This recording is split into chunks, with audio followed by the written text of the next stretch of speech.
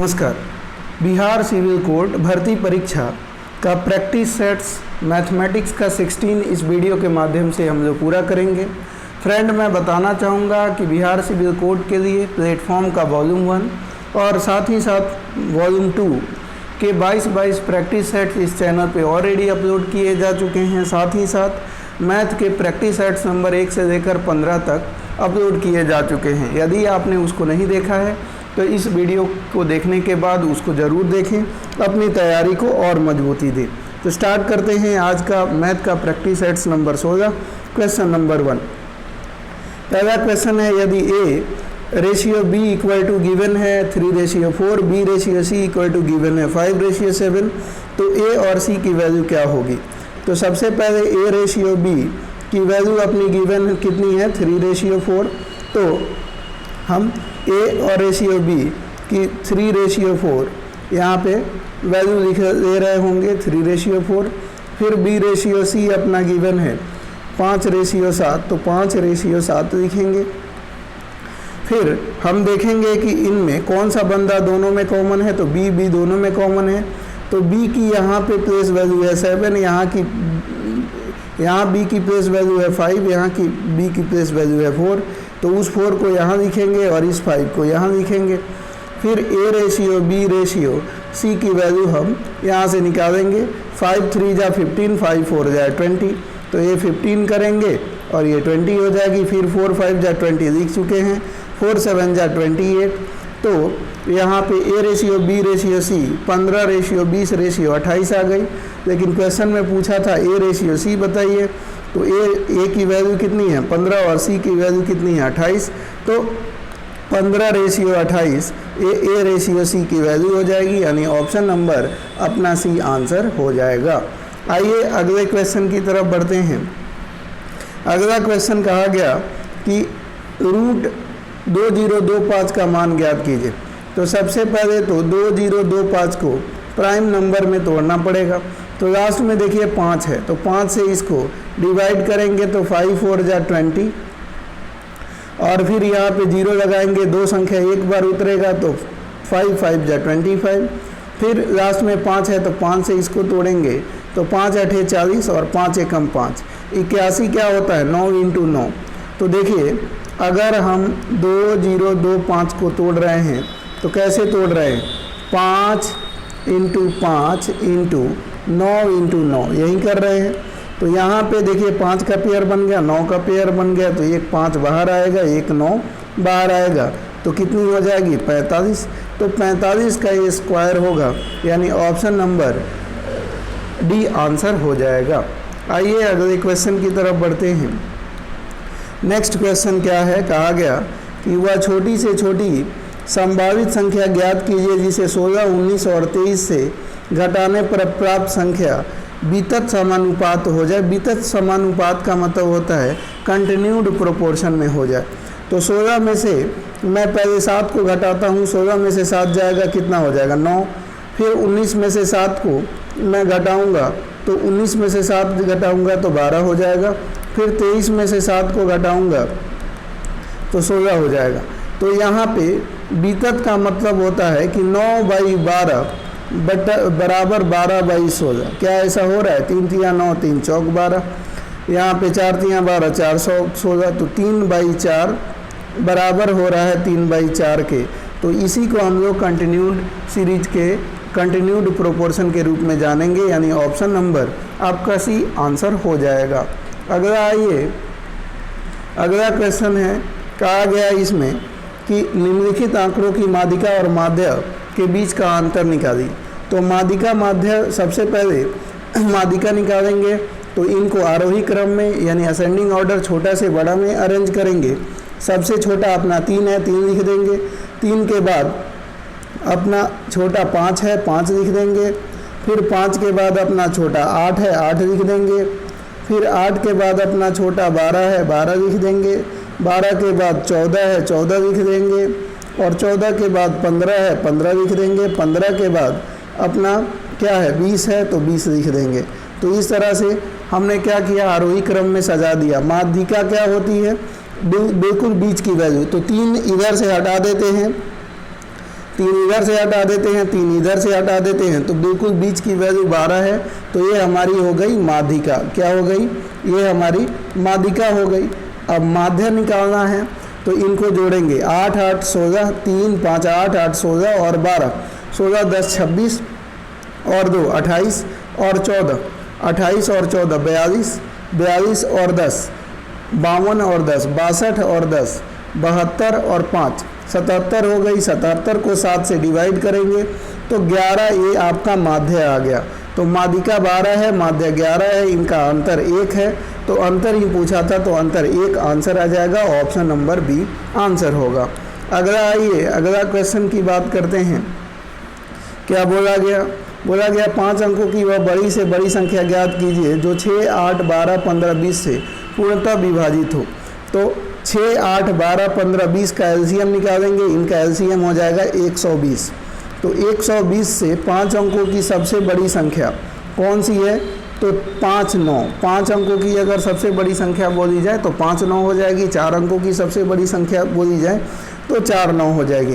तो यहाँ पे 8 दफ़ा करें तो 12×96 होता है। तो इसमें से सब्ट्रैक्ट करेंगे 9, यहाँ 3 आ जाएगी, ये कट जाएगा। फिर इस 9 को हम नीचे लिख रहे होंगे तो 12 3 36 360। फिर यहाँ पे 9 39 आ जाएगा। फिर इस 9 को उतारेंगे तो फिर यहाँ पे 360 आ जाएगा और सब्ट्रैक्ट करेंगे तो फिर 39 आ जाएगा। तो इसमें कहने का मतलब कि ये 5 9 जो था अपना, इसमें 39 एक्स्ट्रा है। तो 39 को घटा देंगे तो कितना आ जाएगा? ये 999 और 6 0 जो कि अपना आंसर हो जाएगा, यानी ऑप्शन नंबर डी इसका आंसर हो जाएगा। आइए अगले क्वेश्चन की तरफ बढ़ते हैं। अगला क्वेश्चन क्या बोला गया है देखते हैं। अपना अगला है संख्या का 50% उस संख्या के 4/5 से 21 कम है, संख्या ज्ञात कीजिए। तो संख्या मान लिया x है, तो x का 50% का मतलब आधा 1/2। तो x का 1/2 उसी संख्या का 4/5वें हिस्से से 21 कम है। तो ये 21 कम है तो 4/5 में से 21 को घटा दीजिए। अब देखिए यहाँ x/2 हो गई और इसको हम इधर भेज रहे हैं तो ये माइनस में हो जाएगा 4x/5 बराबर -21। अब इसको सॉल्व कीजिए, 2 5 का एलसीएम 10, तो यहाँ पे 5x आ जाएगा।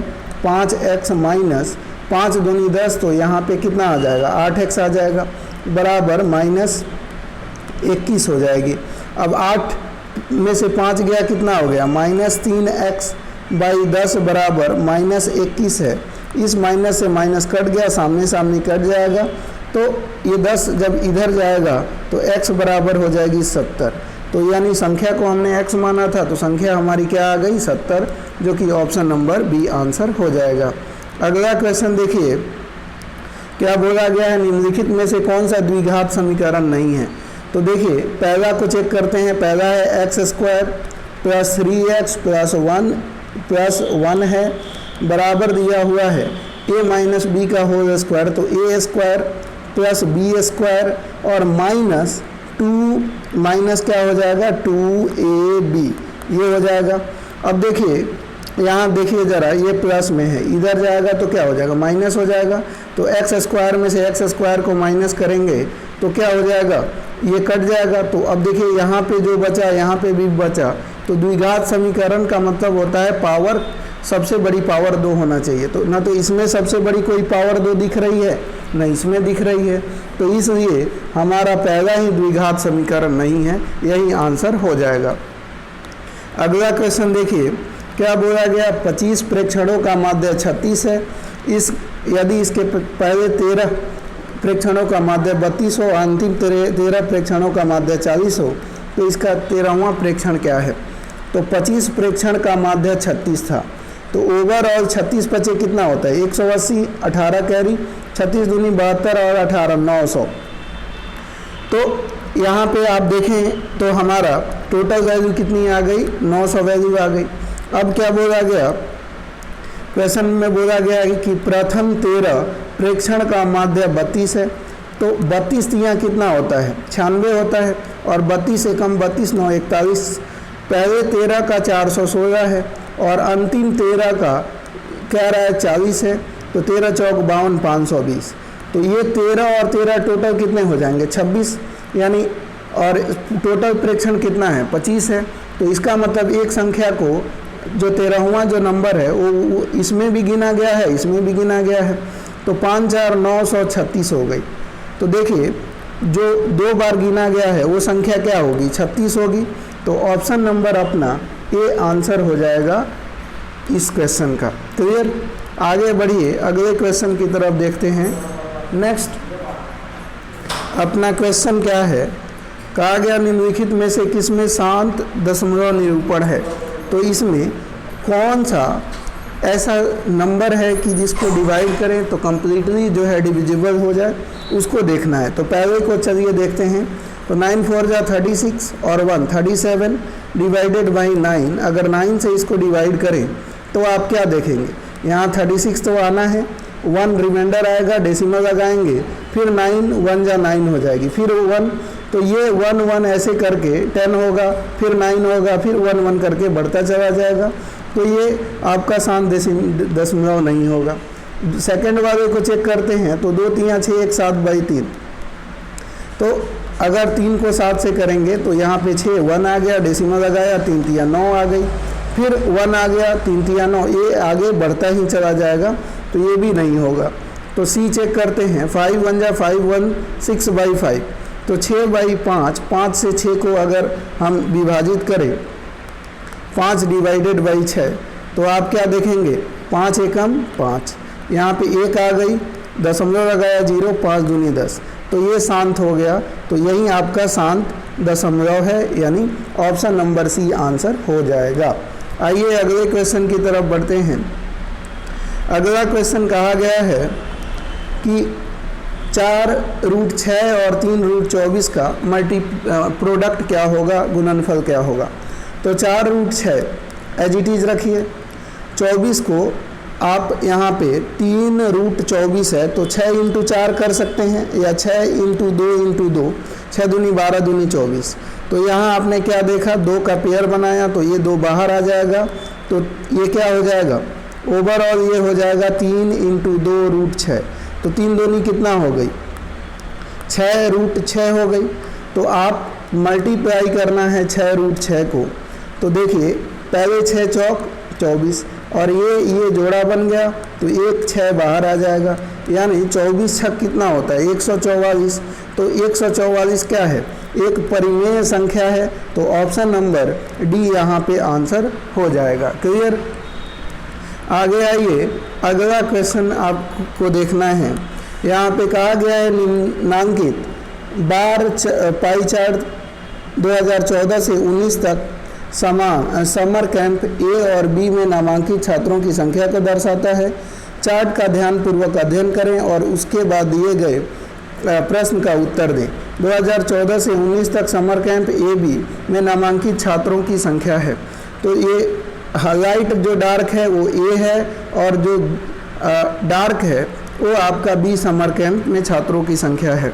तो देखिए 2014, 2016, 2017, 2014 में 160 समर कैंप ए की बात कर रहा हूँ। फिर 2016 में समर कैंप में 140 छात्र, और 2017 की बात करें तो 220 छात्र। ओवरऑल जोड़ेंगे तो 0 और 4 2 6 6 12 और 4 और 1 5, 500 ओवरऑल। अगर यहाँ पे देखा जाए तो 520 छात्र जो हैं वो ये समर कैंप में 3 सालों में नामांकित हुए। वहीं बी समर कैंप की बात करें तो कहा गया 2015, 18 और 19।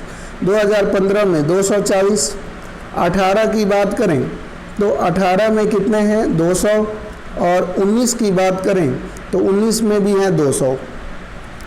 तो 2015 में हमने देखा 240, वहीं हमने 2018 की बात करी तो 200, और 2019 की बात करी तो 280।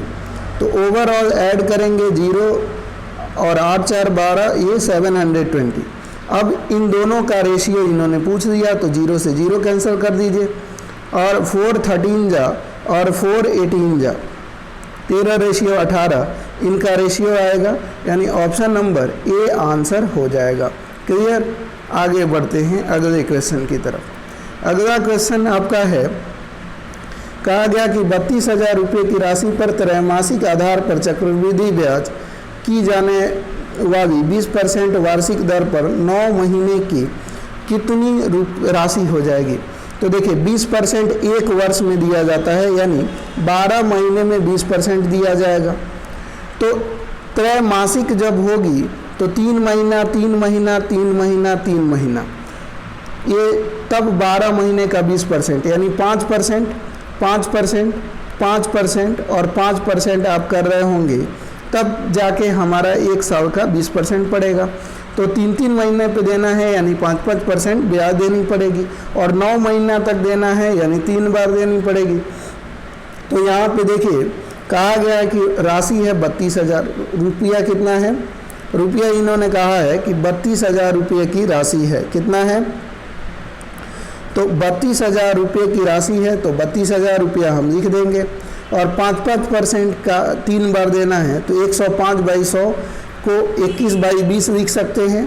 तो 21/20 21/20 इंटू 21/20 3 बार लिखेंगे, तो 3 0 से 3 0 ये कैंसिल हो जाएगा, और 2 दूनी 4 दूनी 8, ये 8 चौक 32 4 हो गई। 21 का क्यूब होता है 9 2 6 1, और इंटू 4 करेंगे तो 4 एकम 4, और 4 छक्के 24, और 4 दूनी 8 और 2 10, और 4 9 36 1 37, तो 37,044 रुपया राशि बन जाएगी 9 महीना में। तो ऑप्शन नंबर बी अपना आंसर हो जाएगा। आइए अगले क्वेश्चन की तरफ बढ़ते हैं। अगला क्वेश्चन बोला गया कि A/B इक्वल टू है 2/3, तो 5A - 2B 5A + 2B की वैल्यू बतानी है। तो यहाँ पे देखिए A की वैल्यू अपनी कितनी है? 2 है, और वहीं हम बात करें B की वैल्यू कितनी है? 3 है। तो यहाँ पे आप A की वैल्यू 2 थी, B की वैल्यू 3 थी, ये 2 थी और 3 थी। रखिए ज़रा, तो 5 2 जा कितना हो गया 10, और 2 3 जा कितना हो गया 6, 5 2 जा 10 और 2 3 जा 6, तो एक माइनस में एक प्लस, तो 10 में से 6 गया 4, और 10 6 कितना हो गया 16, तो 2 2 जा 4 2 8 जा 16।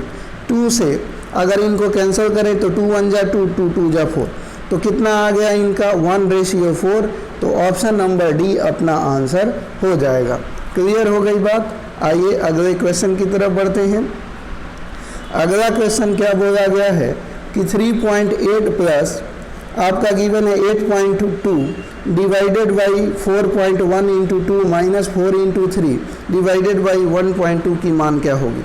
तो सबसे पहले क्या करेंगे दोस्तों, ये ब्रैकेट वाला काम करेंगे। तो आप जानते हैं 41 दूनी 82 होता है, तो इसे इसको काटेंगे तो कितना हो जाएगा, ये 2 टाइम हो जाएगा।